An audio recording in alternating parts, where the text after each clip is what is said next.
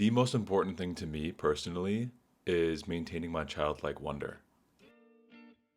At some point in every young man's life, they have this desire to be a superhero or to be someone who protects people or just someone who is super fast, super strong, and super cool. And then when time goes on, you get older, you go to work, you get a girlfriend, do whatever, and you kind of slowly start to lose out on that. But I need to tell you how important it is not to lose that.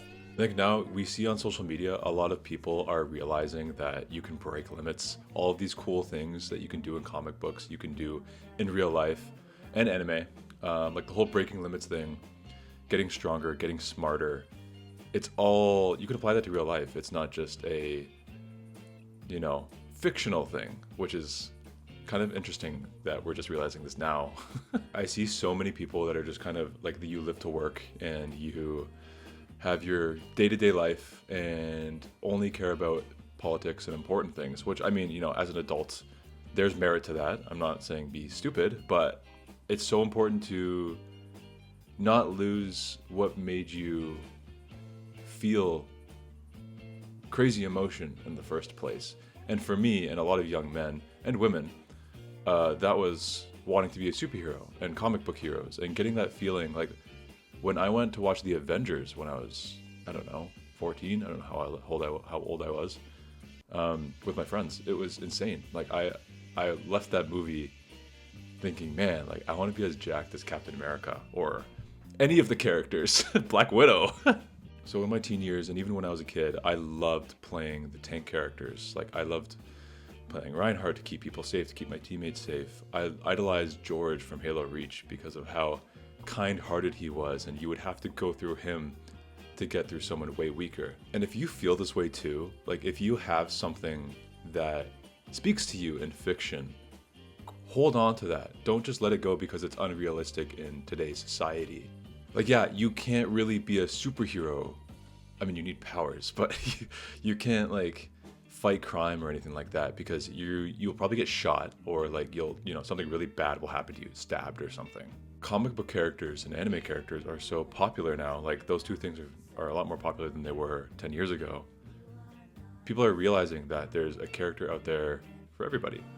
So although I loved playing tank, playing those big protector roles, as I grew older, I gained a bigger affinity for like the darker parts of life and the macabre. I think there's beauty in that. And a character that perfectly identifies with both of those things is Venom. I'm a gigantic Venom fan because he has this really good way of being scary, being a villain's villain.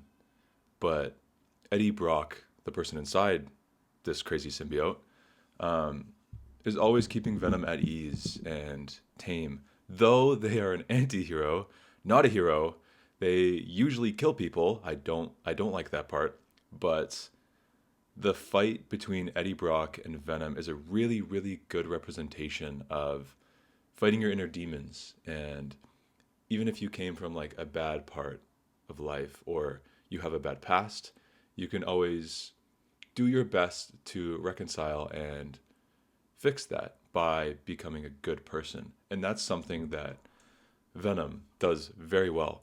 So although they started off as a villain, Eddie Brock's determination to be a good person and to use what he sees as God-given power to do good, even though he's perceived as a monster, he wants to protect that same society that deems him a monster.